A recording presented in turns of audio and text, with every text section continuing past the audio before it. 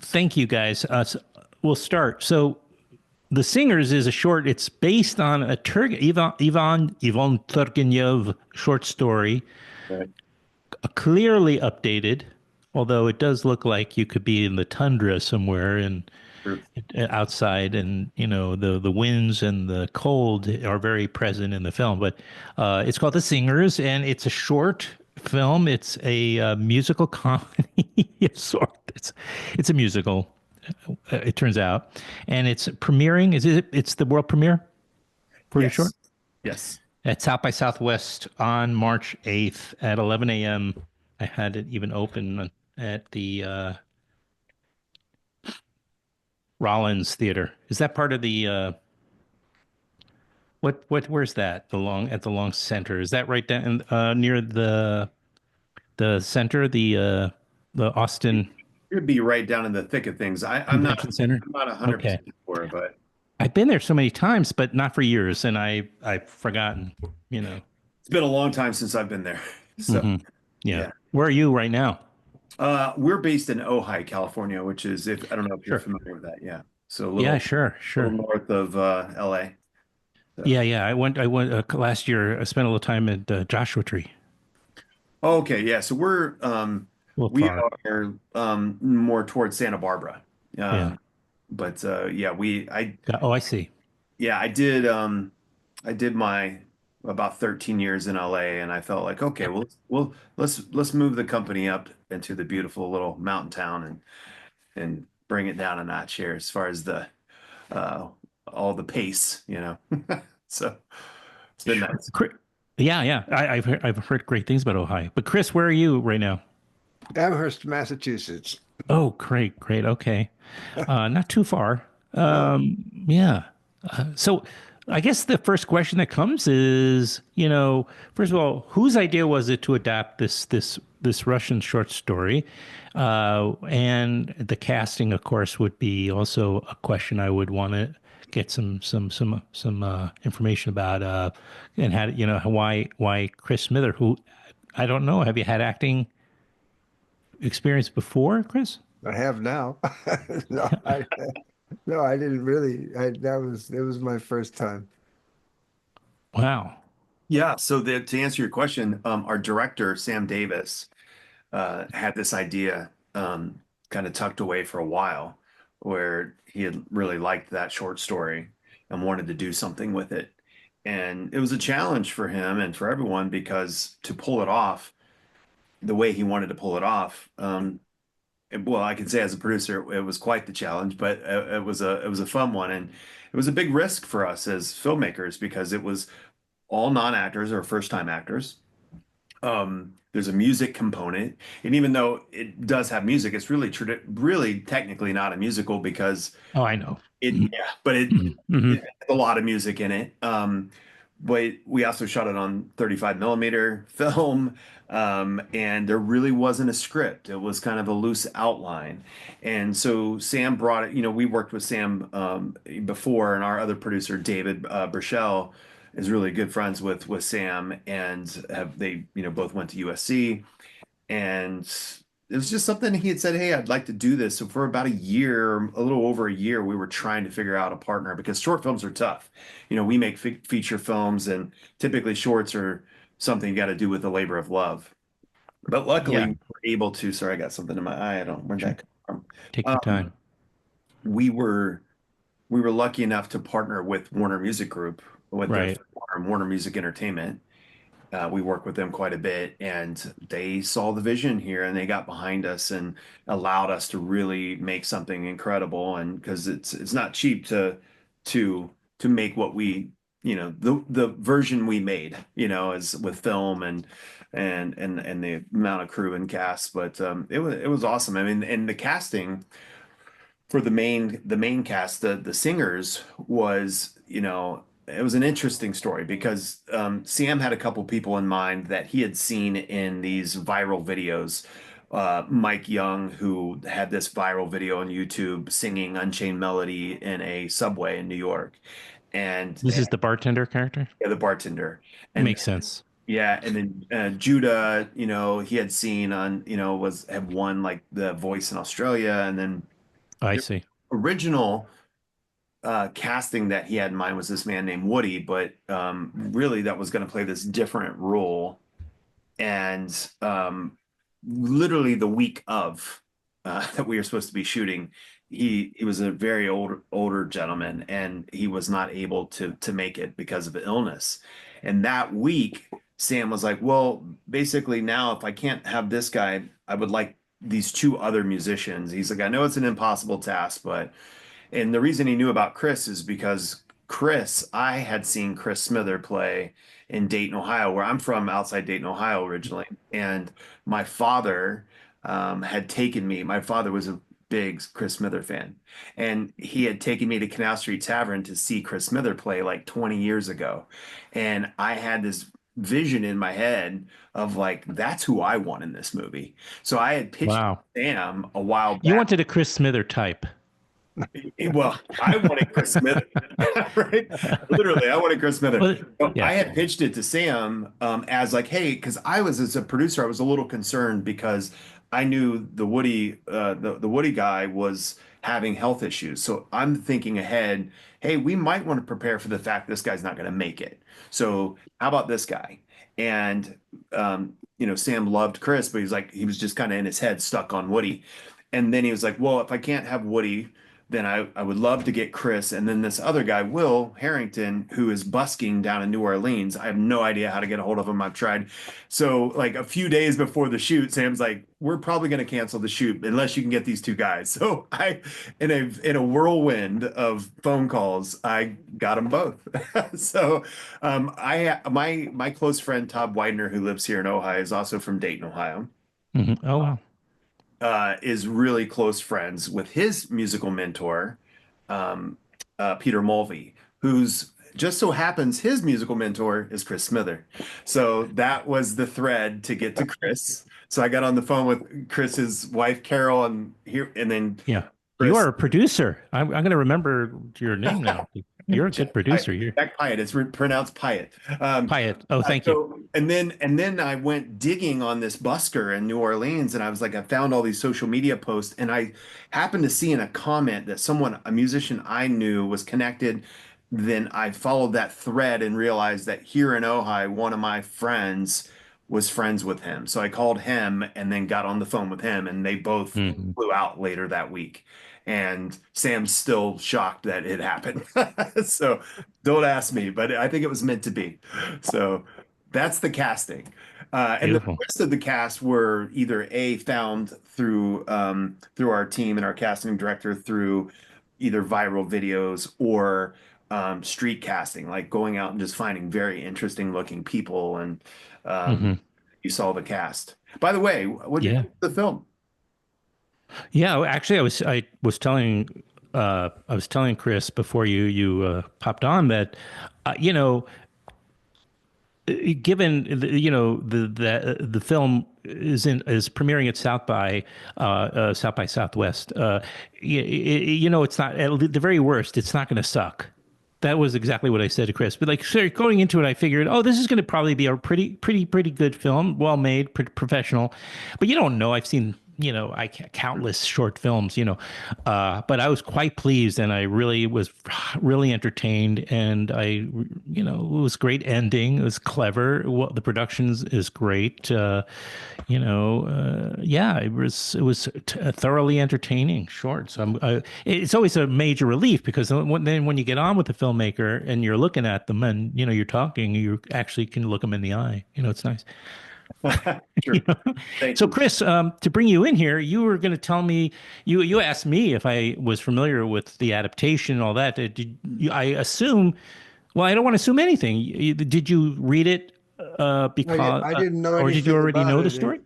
I didn't know anything about it until I talked to Jack, and Jack called me and said, "Well, this is, you can find the story if you're interested in reading it." And Right. so I looked it up, and it's a short read. I mean, you can read it in about the same length of time it takes you to watch the movie.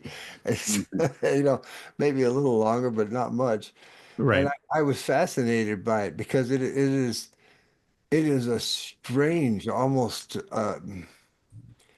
There's a mystery to it, and at the same time, it's very it's a word that gets tossed around a lot, but it's very spiritually focused, Hmm. in but unself-consciously. It's almost as if they don't know that that's what's happening to them in the Mhm. story, and in the story itself, one of the things that's most striking about the story is the ending, and you commented on that in the film.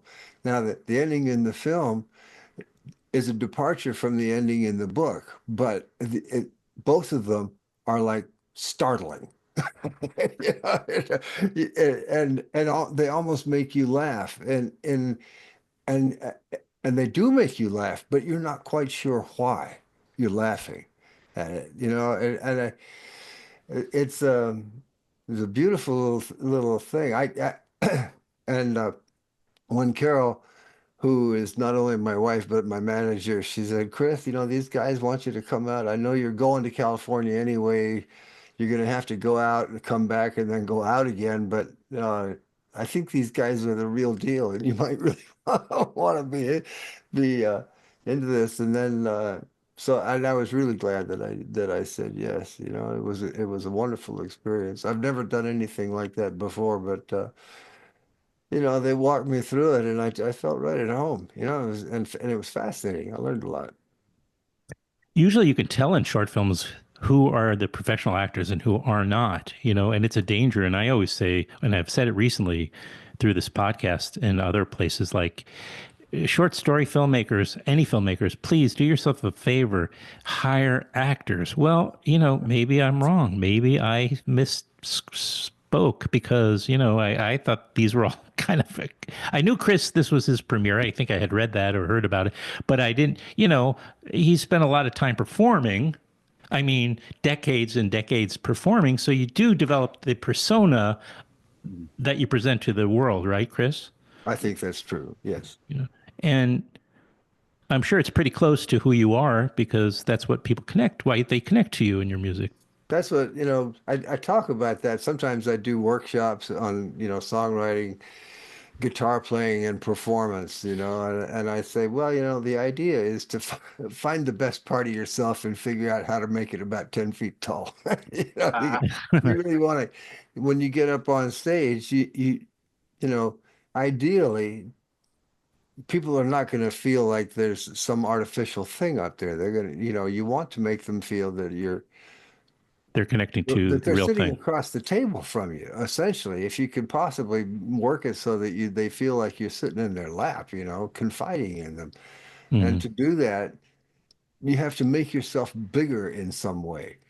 right. Not physically bigger, but Huh. there's a certain kind of emphasis that has to apply to certain characteristics that you've figured out work for you with people. We It's throw around the word, not for somebody like me without any formal training. It's a long learning process. Half of the things I've learned I could have probably been taught in a workshop in about a week. It took me years, but um, it was fun. I really I just fell right into it, in the thing, and And people like Jack would come up and say, God, you're a great actor. And I would say, really? But that's Well, you don't, very the idea is flattering, though it was. I guess the idea is not to act. Don't act.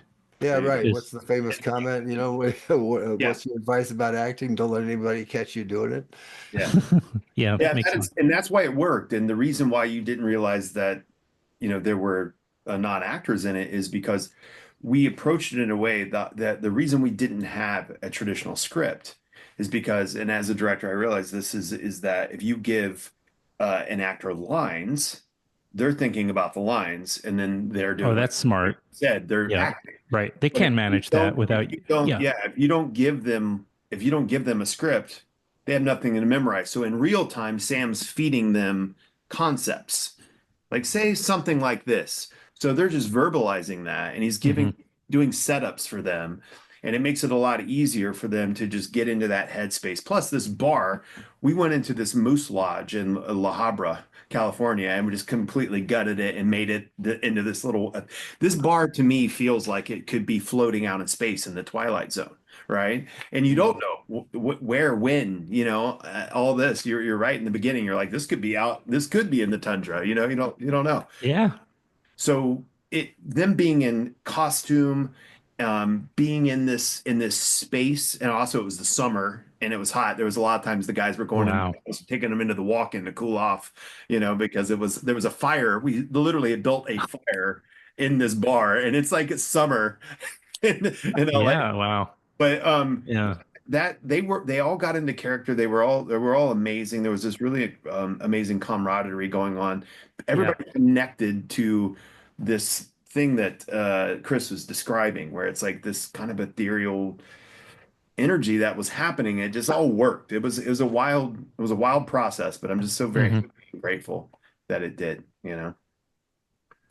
Yeah. Before Chris, you mentioned people laughed and you didn't, when they're watching it, or maybe the people in it. I don't know. But the laughter, I understand, because what is laughter a response to? Tension, the release of tension.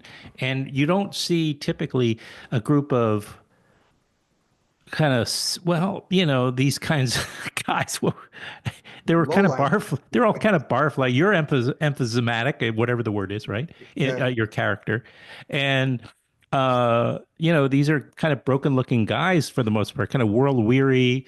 Um, a lot of booze, you figure, from the looks of them and from where they're sitting.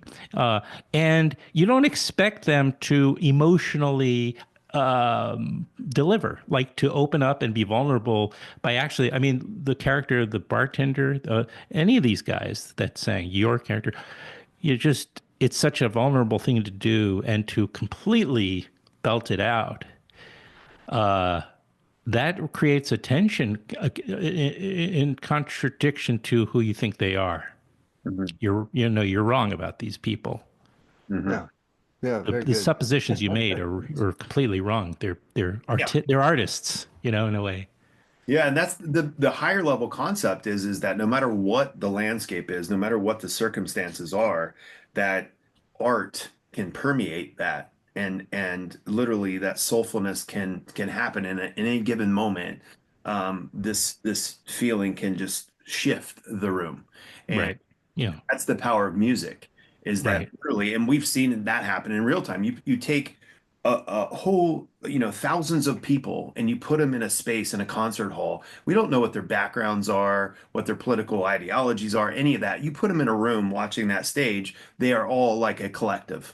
It all becomes one symbiotic body that's into this kind of concert together, literally in concert. And it's an exposition of that. This movie is that. It's saying, hey, look how powerful we can be in the right setting, despite our past, despite the things that we're told that we can't overcome. And these guys, as you said, I like that description, world weary. It's a great, we need to borrow that from you. This You can have it. Yeah. world weary bar. And one night it's just like, hey, we're gonna take a little pause from that. And Hmm. yeah, I'm very proud of it. We spend most of our time making feature films, and I'm a screenwriter. We do Scripted, unscripted. We do a lot of music documentaries. So if you're a big music guy, I mean, we have a lot of really cool music documentaries out. I'll email you about. But this Yeah, was please do. I'm sure I'm sure I've seen a bunch. yeah. Give him Yeah, a the tracker. most recent one is Immediate Family, if you've seen that, the follow-up to the Yeah. Wrecking. As a matter of fact, we showed it at the Woodstock Film Festival, and to I was sit, there. I got to meet one of my heroes, Lee Sklar. I was there. I Oh, was at Lee that screening. Sklar, he's You Yeah. were great. there? Yeah, we Well, won. I did the Q&A, Okay, you did look so familiar. you may not remember.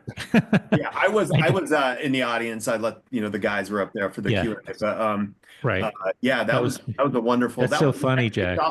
that kicked off our festival tour for that film. Yeah, What a coincidence. you did look familiar. So okay, there we go. Yeah, yeah, that's why it was me there. Yeah, it was so because during the lockdown, I was, and I was more like everybody, very isolated, and I just, you looked online especially musicians. For me, I mean, I just like doing whether they're doing home concerts or in Lee's case, he's kind of just doing like an open like diary kind of thing, and then he would play the music off YouTube or something of his. But his message, was such so positive and it was a real kind of lifeline in a way that what he was doing with his YouTube channel, and then we came out of it, and then I didn't know he was going to be there, and I just showed up at the Bearsville Theater, and there he's standing, and he turns around, I'm like, whoa, give me a second. Unmistakable figure. Oh yeah. You're now making me think we should have cast him in the Singers. He would have looked great at the bar. You wouldn't Well, have had me. no, exactly. No, no, no. You did the right. No, You got no, the no, right. no, not You not not totally. in place of Chris, just one of the guys at the bar. You know, I Yeah. love Lee look, Sklar. I did. He's a wonderful person. yeah, Have you got to meet him or play with him ever? A couple of times, yeah, a couple of times. Of course, I knew who he was long before I ever met him, but Yeah. he's played with everybody. So Everybody. Yeah, he's on a million albums, right? yeah, yeah. It was Um, fun spending a few years with that guy. He's a riot. Always got the jokes. So yeah, I did something on the podcast with him and the director, Denny today. with Tanny Tedeschi, yeah, and Lee, and I was just again like that. I got Lee on. It was just so much fun. What a gift this is, Jack. Thank you. It's called The Singers. It's going to have its world premiere at South by Southwest on March 8th. So get down to Austin to South by Southwest 2025 and see The Singers. Yeah, we have a couple. Thank you. We have a couple other. We'll be in a bunch of film festivals, but we're also going to be in Yeah. Cleveland International, Yeah. premiering there. Not premiering, but we'll have a screening there at I think it's March 28th, and then we'll be at Florida International. But I can send you those. Really appreciate you inviting me on, and Yeah. Chris, good to see you. I can't wait till one of the screenings that we're in the theater together. So yeah, I want to do it. okay, all right, we'll see you All right. soon. Jack, have a good experience at South by. Okay, thanks, sir. Okay, bye. Yep.